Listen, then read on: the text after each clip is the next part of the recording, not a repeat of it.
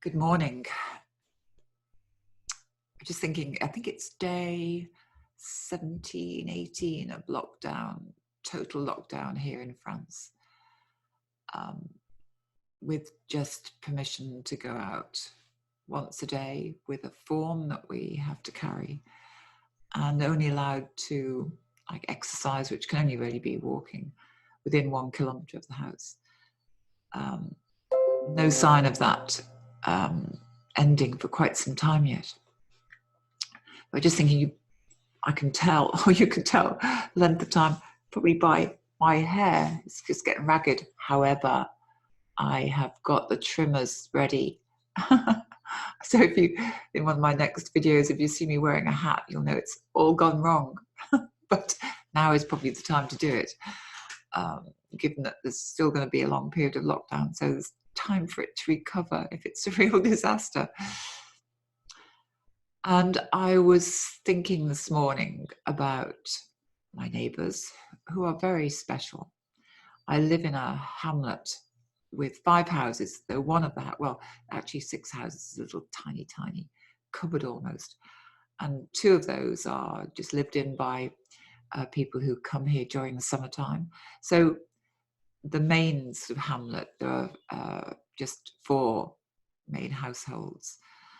So I have a French family living opposite, an old French guy who's the guy who gives me all the veg and eggs, and another neighbour who is British, married to a French lady with 2 children. And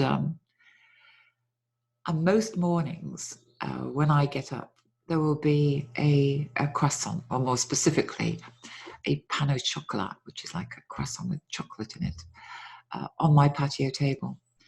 And it will be that neighbour, Piers, who goes down to the bakery, and almost silently, I very rarely hear him.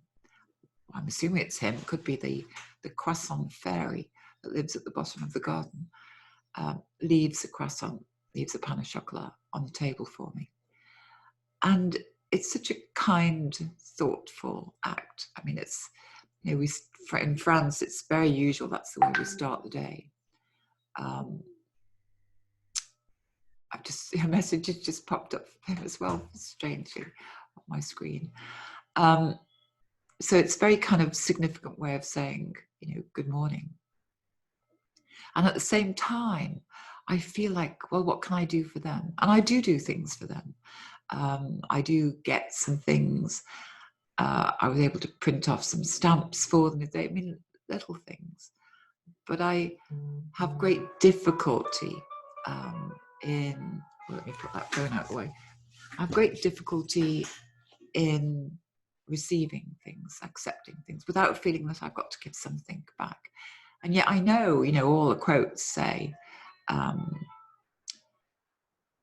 that to receive is to give simultaneously.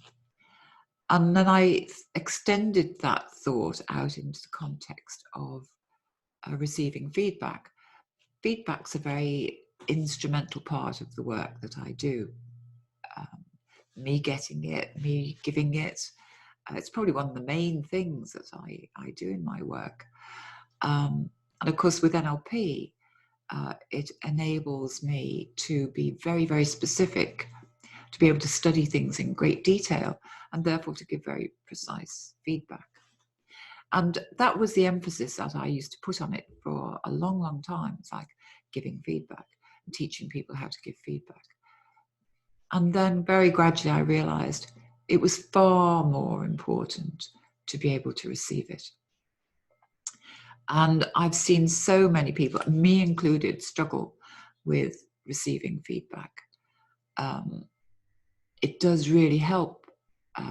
You know, the things that we can observe with NLP are so very specific that to be able to give an observation to somebody without a judgment about it really helps with that whole process, to say that, you know, I've noticed that you have this pattern, and be specific about that in the way that you express yourself.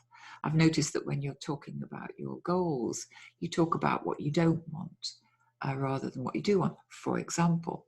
Or it might be saying to somebody, are you aware that, you know, in practically each sentence, you use the word but. It's a factual observation. So that really helps with the process. However, coming back to receiving it, so often, I've witnessed people receive it and say things like, oh, yes, you're right, or not sure about that. Well, one of the things I learned from my mentor, Jean Early, was that the feedback is always right. It's always that person's truth. So they're telling you their perception. And whether you like it or whether and in fact, if you've never registered that thing that they're telling you, that can be even more valuable. I remember when I first put my book, NLP at Work, well, my publisher did put my book on Amazon. And I'd had, a couple of books on Amazon. And I got this really damning feedback from somebody who said something like, oh, it's all smoke and mirrors. Or she's obviously just cobbled it together in a couple of weeks or something. I thought, this book's taken me, the first edition taken me a couple of years to write. And then I noticed the same structure in a feedback that they put on another book, like it was that same double-barreled metaphorical heading. And in each feedback, they would say, don't read this book, read that book. So it was a very kind of, I think, very, kind of critical way of promoting something else. However, I thought, well, let me just take that feedback on board, as if it's true. Can I learn from that? Whether that person meant it in that way or not. And in actual fact, I learned a lot from doing that, just assuming it to be the case and going, okay, let me apply that where I see that something I've written could be interpreted that way. How do I change that? And it's interesting because the consequence of that feedback was that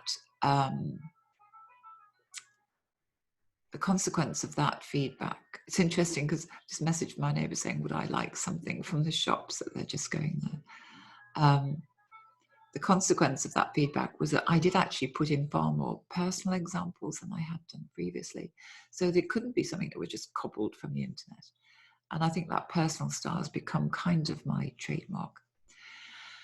So receiving things, and I think part of receiving may involve asking for help as well, which I also don't find the easiest thing to do at times.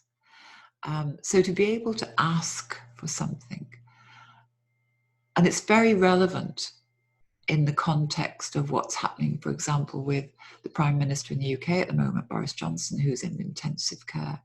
And I absolutely pray, don't like the man's policies, but I absolutely pray that he comes through this, that he recovers for him, for his family, for everybody. And who knows whether he was given feedback about resting as he developed the symptoms of the virus. But he continued to work.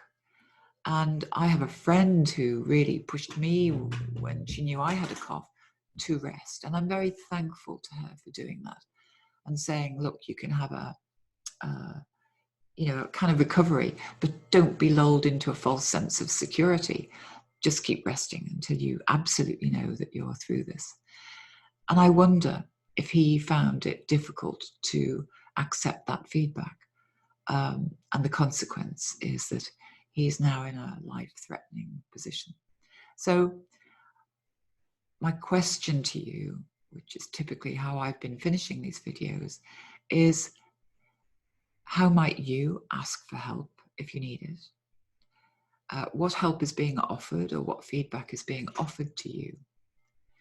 And how do you receive that without feeling that you have to do something in return?